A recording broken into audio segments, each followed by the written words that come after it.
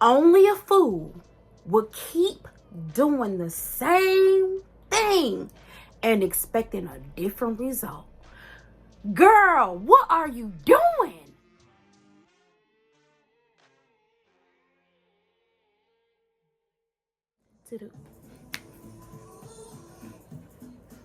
Come inside, take off your coat, I'll make you feel at home.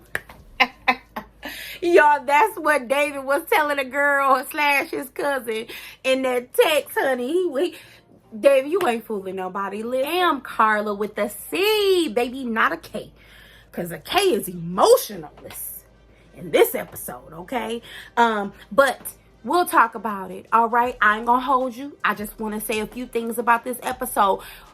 Y'all ready to talk about it? So we visiting family, hopefully announced and not just doing pop-ups and shit. But Camille and Thomas. Now, Thomas said, let me hit Camille. Let me Millie rock on over to Camille's family place and we meet grandma and we meet daddy. Okay. I can see where Camille gets her bone structure and teeth from. She got big gums, like Blue said in Forrest Gump. Okay, I can see where it comes from. It is very, very much inherited. Okay, but anywho, Thomas is happy to meet grandma, daddy, and them. Okay, because he says her walls are up. Y'all, why Ikechi is doing car chronicles? Why is this man in the car talking about, I want to. I'm supposed to move back in, but I don't really want to. And I know yesterday when I met with the experts, I was like, yeah, I'm going to do it. But I'm not feeling that. It's my peace. I want my peace. My peace is the most important. And she ain't bringing me peace. She bringing me anxiety. So I think that because I don't want to lose my peace, I think I'm going to just chill here and maybe rent out the Airbnb for maybe another 2 weeks. I just want to see where this shit go, because although my money might be looking a little funny, I refuse to be up in here with her constantly going over the same shit that we just argued about last week. You feel me? So that's where I'm at. And I'm going to drive away from this hotel building because ain't nothing here for me. Michelle, say it again. Say you struggling in this marriage one more time. And I swear to God, I swear for hot sauce on popcorn. And that's so nasty if you eat stuff like that. I'm going to do something to you. She cannot wait to say we're struggling in this marriage. I'm unhappy in this marriage. We know. What are we got? We got like 22 days left until decision day. Damn, girl, we know. Damn, Gina, we know. David got to meet Michelle's family for fucking what? For what? They already know she don't like your ass. And you sitting up in there with that ragged ass ponytail. You know what? All I want you to do, David, is mousse it and put it in a neat ponytail in the back. In the back. You do not need that ponytail hanging and flopping like a damn 12-year-old basketball player, okay? You do not need that. Please, get you some dark and lovely. Get you some grease, something. Please put that in a ponytail before you go meeting anybody else's family. Please, okay? Michelle is with her family, and before we get to the family, David and his text, they in the car. David, why you sending that text? I wanna eat you up. Tick-tock, you don't stop. To the tick-tock, you don't stop. This man lied though. He lied. Baby, that wasn't a good lie. I'm gonna tell you now. If you gonna lie, you got to be good at it, okay? That ain't your gift. David lying ain't your gift, okay? But I got a text that said, girl, you so fine. I want to eat you up. Was that for me? David said, I was talking to my cousin. What the entire... David said, wait a minute. She said, yo, cousin. Wait a minute. Let me tell you what happened. See, what had happened was... See, what had happened was... My cousin, she was in Chinatown and she was showing me a picture of some food, and we love food. We foodies, okay? And she was showing me this plate of food in Chinatown, and I was like, girl, that look good. You look good. And I was saying how good the food looked, and that's just how we talk. And you know, I just wanted to see the food. The food was like, oh, it was like a foodgasm or something. And I was just like, oh, I want to eat you up. And that's just how we talk. And I was like, David, what in the entire hell are we what? Sir, you don't talk to your cousin anyway. I want to eat you up. She was like, so who else did you text? She was like, but I had saw the other group and I was texting the other group. She was like, so you must have texted and called people in the group and you sending these type of texts. How did you text me? Well, you were M and you were right there next to her name, and I was texting and driving, and I thought I was texting my cousin, and who her name is Diane. It ain't nowhere near Michelle, but shit happens, okay? The D looked like an M, and I just roll with it. I mean, damn, I should probably stop lying. I was like, David, stop lying. Stop right now. Stop while you ahead. Oh, David, look, bruh, look. She already washed her hands, bruh. I would have just told her the butt naked truth, which is, look. You ain't giving me no play. You keep telling me and every Tom, Dick, and Harry that will listen to you, okay, in your Target dress, that you are failing in this marriage. So guess what? I found me a white chick, okay, because that's what I like. That's who I'm interested in. That's who I requested. I requested a white chick, and they gave it to me, but not the one that likes me. And I found somebody who liked me, okay? So it's probably one of my old tenders, my old jump offs, maybe a castmate. And I was texting her. Just that, you know what? I was texting her and I incorrectly text you. All right, now we gonna talk about this all day, or we gonna go to your mom and them house, and you gonna tell them how you ain't feeling me. And at this point, I probably don't give a damn, because somebody else on the other end of that text is feeling me, okay? And I definitely want to eat them up. Michelle says, I'm going to table it. We're going to go to my people's house. She gets there. She's talking to them. And she said, let me tell y'all the bald head truth here. Me and David struggling like a big dog. Me and David we not seeing each other. Yo, why the friend tell David, you have to earn her love. Earn her love? Listen. Now listen, Linda, listen. I don't even know if your name is Linda, but please listen here, okay? This girl and told everybody she is not feeling me. What am I earning? What am I earning?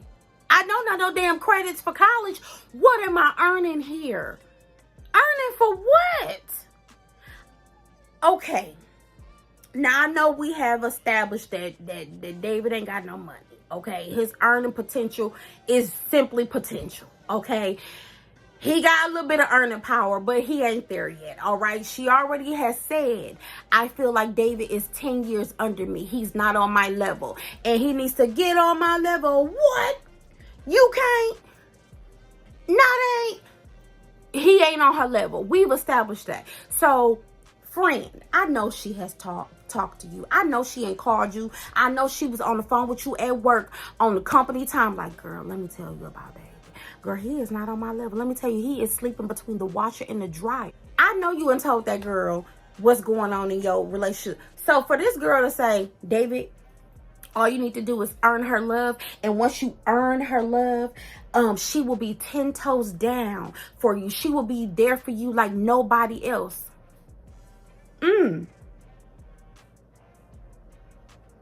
Well, that's funny, because y'all don't know the bitch that I'm living with, because the one that I'm living with, she's a mean rattlesnake. Okay, she nasty. She go out of her way to tell me I ain't shit daily. But you want me to earn her love? I don't even see the love.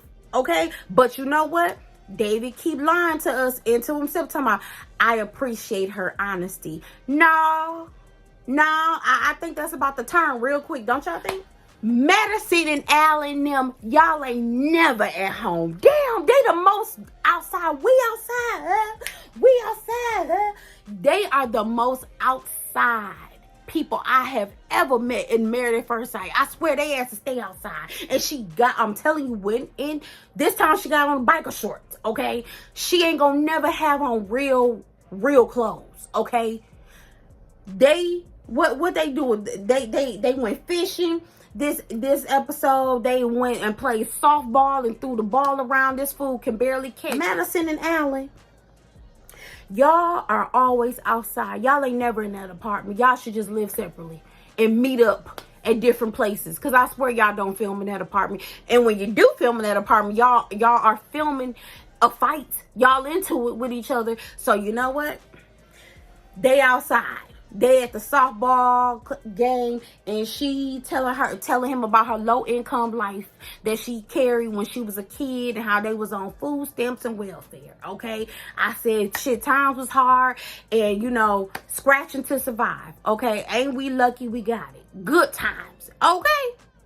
Apparently, her fondest memory of her mama showing out on her was her 12th birthday. Her mother showed up with her man at her 12th birthday, and I guess she was drunker than a skunk because she showed her ass at her birthday party. And she said right then and there, I just realized that, you know, nothing was a safe space, you know, and things were just hard, and she just really made a fool of herself at my party.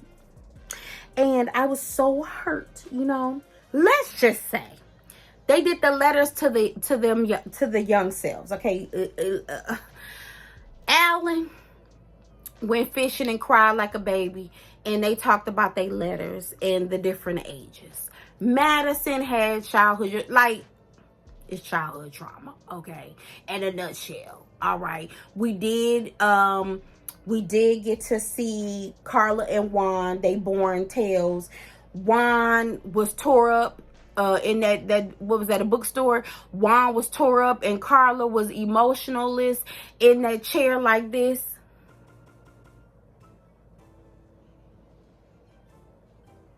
Until he was done, and she was like, I'm sorry. Come give me a hug. Little pat pat. She was like, pat pat pat. I'm sorry. Set her ass back down. I said, wow, mommy dearest. Damn. I get more emotion from that from my 6-year-old. She was like, I'm sorry. He was like, thanks. I just thought, I didn't know it was going to be so hard. And I was like, oh, mom and daddy and them lost their house door and the housing crash and everything. Had me like, man, okay. I wonder why Juan works so hard, and he expect for Carla's ass to work hard. And because she not living up to his potential, it's about to be some smoke in the city. I don't know if she see it yet, but baby Juan came into this country penniless, hopeless, like a penny with a hole in it. Okay, and Carla, you come in, come a little privileged, Pookie. I don't know. I'm just saying, you gonna have to pull your weight, okay? Because he gonna want to know what type of weight you pulling. And you ain't pulling no weight right now. Right now, you still walking around here with no clothes on. Did y'all cry meeting Thomas's biological mother? He said that he had just met his mother 7 years ago, right? And when the mom invited them in, and Camille, you ain't got no common sense. Camille talking about where the shots at. She was like, top cabinet. I like her. She know how to drink. Camille, you must have known something about this lady past. This lady gonna say, oh, the glasses is up at the top. I like her. Oh, yeah, we gonna have a good time together. Camille, why would you do that? Read the room. Why you couldn't just sit there and listen to her? Okay. Now his adoption story was so like that's what made me cry, because she said, you know, she was young and she thought she was doing the right thing, and she did do the right thing, and it hurt her and all of that. And Thomas was trying not to cry, but he was just like, I don't blame you. I don't hold any resentment for you. You were young. You were doing what you thought was right. And I was well taken care of. Thank you. You know, and I was like, oh, Pokey. Oh. But Camille, go sit down somewhere. Don't do that. Now, little girl, Emem, you have pissed me off. Now, this gotta stop. Only a fool will keep doing the same shit, little girl, and thinking they're gonna get different responses and different actions, okay? Stop texting Ikechi's dumb, bald-head ass talking about we need to talk. Y'all don't got nothing else to talk about. Let it ride. Let it ride like blackjacks. Let that shit ride until decision day. Say nope and go on about your business. Go yonder. Get away. As Phaedra will say, go get, look, Apollo, get away from me with this. Go away from me with all of this. That's the energy you need to have. Y'all don't need to talk. Talk for what? Y'all ain't got no kids? Talk for what? Y'all ain't got no bills together, no kids, no mortgage, no lease, no nothing. Baby, for what? Okay? Oh, my Lord. This girl is texting him talking about we need to have a conversation. I guess he don't even want to talk to you. He don't want to deal with you. He don't even want to be friends with you. Did I sum that up real quick for you? He don't want you, little girl. Okay? He don't want you or anything that has anything to do with you. He don't. All right? Literally, this girl is on the couch talking about the ball is in your court. Why would you want to put it in this court? Why don't you stand up for yourself and say, at this point, I hear what you have said. Just yesterday, they just talked to the experts. I hear what you saying, Ikechi. From this point on, if you want to communicate, you can reach out to communicate. And if you want to move forward in any respectful way that you think you need to do that, please do that. Baby, I wouldn't have nothing else to say to him. For what? For what? And then she was like, and don't you think we need to talk about last week? He was like, nope. She was like, okay, well, I think we should talk about, he was like, I don't need to talk about last week. What are we talking about last week for? It's done. And I said, okay, little girl, if you had a problem with what happened last week or the week before last, you should have brought that up with the experts. Them fake ass experts on this show, you should have brought it up to them then. Because now it's invalid. Now it looks like you on pressure. You're pressuring. Now some of us are starting to look back and look at you and go, what's up with you? You can't take chill for an answer. You can't be cool. You don't know how to just be real cool and aloof with it. You can't fall back. The experts last week, if you missed last week's episode, they told her to chill out. You clearly have a hard time chilling out. You need a vacation. Clearly, he is not your husband. Stop saying that's your husband. Stop calling him little nicknames. His name would be a dude, old dude, that boy, big head. That's what I would be calling him. I wouldn't even utter Ikechi's name. It'd be that dude. That dude I'm matched with, yeah, that's what the hell will be going on. Why are you putting yourself through this? He don't want to talk to you, and then he gets up and says to you, because you want your feelings validated, and he ain't the bastard to do it. All right? I want to be very clear on this. You want your feelings validated. You want him to know how hurt you are, and he don't give a damn about your feelings or your hurt. F your feelings and your hurt. Okay, he could care less. He don't even want to be in this apartment with you. He is doing you service. He is trying to get his service hours in, his filming in. It's so many hours of filming they have to do. He is getting his filming in. Okay, to sit there with you for an hour and talk about this foolishness. That's all he was gonna give you. She says, well, I want you to know how I felt. He says, I hear your feelings. Okay. He won't look at her. He won't give her the respectful eye contact. He tells her, and this is why I said, that's what you get. He tells her, she says, well, I just told you how I felt. He said, okay, I see your feelings. I hear him. She said, I just feel like we need to communicate. He said, and here you go, jumping in like a fool again. He called you a fool because he always name calling. He called you a fool and you was like, okay. At this point, baby, I would have said, you know what, Ikechi, enjoy your Sunday. You can go. You are dismissed. You can go. Enjoy your Sunday. Little boy, excuse me. Don't forget to take your Target slides, your unused air fryer that your ass just bought from Walmart, your polo shirts for work, because it looked like you probably needed them for work. Your 2 polo shirts that you left in your little notebook. Don't forget to take your shit and get out. And this probably will be the last time I see you, because what we not gonna do is hear each other's feelings and not get validated. And I deserve to be communicated with and validated. And since you can't do neither one and you don't want to, who am I to pressure you to stay in this damn apartment? Go ahead. We both agree we need to live apart. I agree. They both need to live apart. Okay. Let's wrap this up with David and Michelle, okay? David think he there to read them letters. David, you don't really want to read them damn letters. Them letters is for a bitch that care. True T. The T is, them letters is for the person who really care to hear about your childhood trauma and hurt. What you wrote that letter for, I don't know. Y'all just talked about your childhood trauma last week with Dr. Juicy Face, with Dr. Pepper. Remember?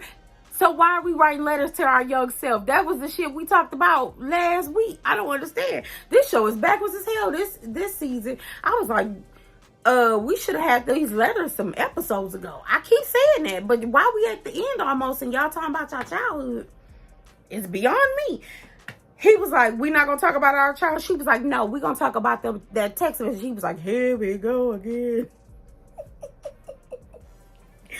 David said, I don't want to talk about this shit no more. David said, the lie is what I told is what I told is what I told. He started telling the lie different. I said, that ain't what you said, David. Run that back. If you're going to lie, so you can't even remember your lie. He's like, I told you it was my cousin. What's your cousin's name? Her name Denise, but I'm Michelle. And you gonna just keep sticking to the story. Juan was like, I'm not Juan. David was like, I'm sticking to the story. That's the story. That's what it is. You keep expecting me to say something different. I'm not. I'm being honest. She was like, so, okay. Let me see the pictures. Huh? Let me see the pictures. She bluffed. Let me see the pictures. He was like, I said, you ain't shit. You a typical dude. Let me. Where my phone at? It must be in the car. I might have to run to the car to go get it. Hold on. All right, listen, you got me. David said you got me. I'll call red-handed. Ain't no photo. Ain't no photo. She was like, so what was the photo? What did it look like? He was like, I don't know. She's like, what do you mean? Who was in the photo? What did they look like? He was like, I don't know. She was like, what kind of food? He was like, I don't know. It was from Chinatown, I think. You told me it was from Chinatown, but you said it was some good food. It was some dumplings or something. She's like, so you don't know what food it was? No, I don't. I just know it looked good. And my cousin sent it to me, and that's just how we talk. I don't know how your family talks, but that's just how we talk. We're real close. I say baby, boo-boo, bye-bye, niecey-boo. I say it all. Okay, that's just how we talk. She was like, so you sticking to the story. He was like a motherfucker, I'm sticking to the story. Ain't shit else to say about the story. The story is a story. Okay. She was like, okay, so it's clear that you weren't looking at no food. He was like, no, I was looking at food. I'm telling you, I was hungry that day. And she showed me a picture of a good plate of food from Chinatown. And I said, I would leave, but you know, my mama, she got dialysis and stuff. I can't leave the house. I'm good right here. But you enjoy yourself and your food. You know, that's what I'm sticking to. I'm sticking to this. Okay. And, I ain't got nothing else to lie about. I mean, I lied about a few things, like, you know, how comfortable I was in the basement, you know, and I lied about maybe how far I was in my savings, you know, and maybe my tenure on my job, you know, and how long it's going to take me to get that 2-bedroom flat that you wanted. Because I know I told you maybe a year or two, but it really might be another 3 to 5. But I ain't lying about this. She was like, okay. I was like, David, you weren't looking at no food. You was looking at ass. And then he gonna say, she said, what other women are you texting? He said, I'm texting my exes. I'm texting women that I used to talk to on Tinder, on dating sites. He was like, you didn't establish them rules. You did not say that I couldn't text and talk to my exes and people I used to talk to before you. You didn't say that. Those rules were not established. I said, I know you fucking lied. I know. David, you are a married man. Why are you texting David? Talking about I text my exes and I'm in good, I have good relationship with my exes. Are you serious? So David, had this relationship perhaps even worked out and Michelle was still doing the same thing, you wouldn't like it. So why are you doing it? At this point, David probably said, I ain't got nothing else to lose. She don't want me anyway. And we literally got maybe 4 more weeks of us living together before I'm out of this. Okay, I can go back to the basement with my full-size bed. That this is crazy, okay? But you guys, I hope that, you know, I could sum up this episode and recap this boring ass episode quickly for you guys. If you got anything, value, a laugh, a chuckle out of this review and recap, please don't forget to like and share your thoughts below on the episode and these couples, and please subscribe. Okay, I'm easy. All right, I'm easy. All right. But no, if I'm your vibe and you enjoy the commentary and you watch previous Married at First Sight videos or other content from me, and you think that I'm your vibe and you want to see more content from me, please hit subscribe. Okay, I'll see you guys very soon. Thank you for watching, and I'm Carla with a C, and I'll see you guys soon. Thanks. Bye.